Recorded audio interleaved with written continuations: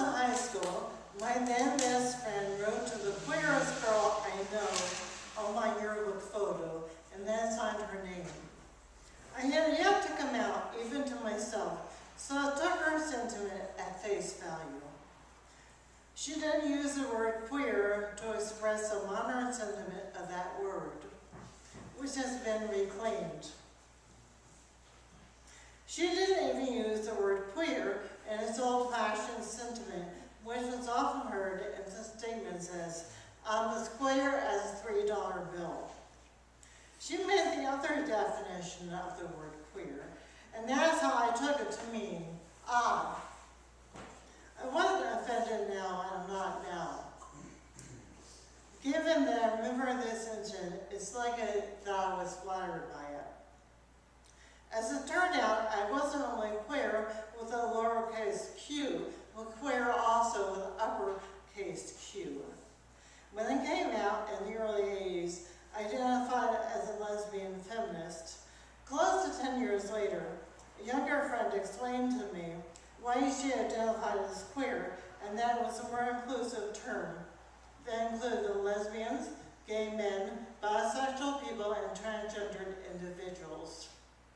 These are the initials that form LGBT, which is often followed by a Q for queer, and sometimes with a plus sign that indicates intersex, inclusive of people who are born with both sexual characteristics.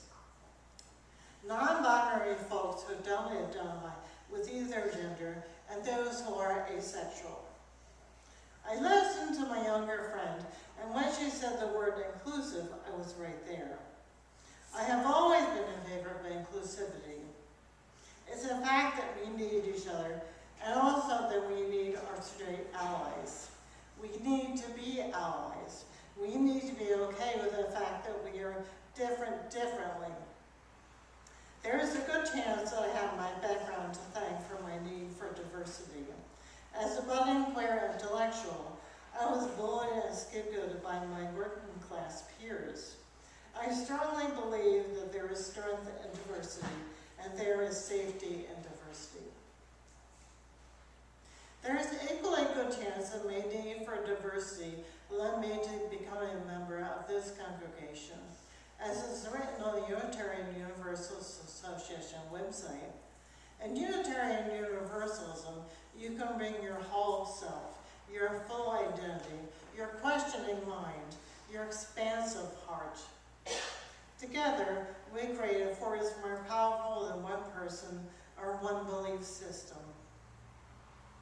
As Unitarian Universalists, we do not have to check our personal background and beliefs at the door. We join together on a journey that honors everywhere we've been before. I feel that at this point in my life, I have arrived at a place where I am more of myself than ever.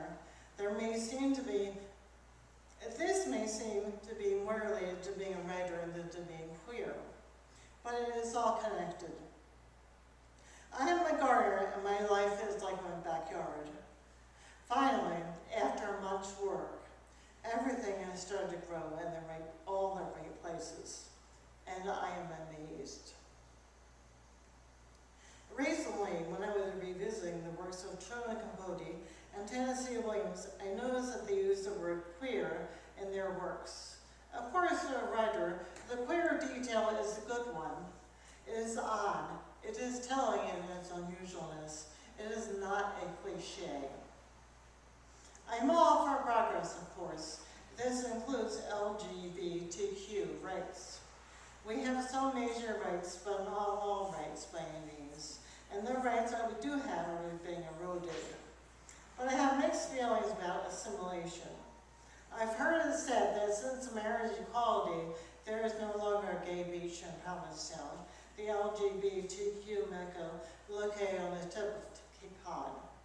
If there is no gay beach, then we cannot find each other. So at the same time that rainbow pride clothes are showing up in some major department stores, such as Target, we are being erased. I do not think it's healthier for anyone to be just like everyone else. And I don't think it's healthy for everyone else just like everyone else. We are all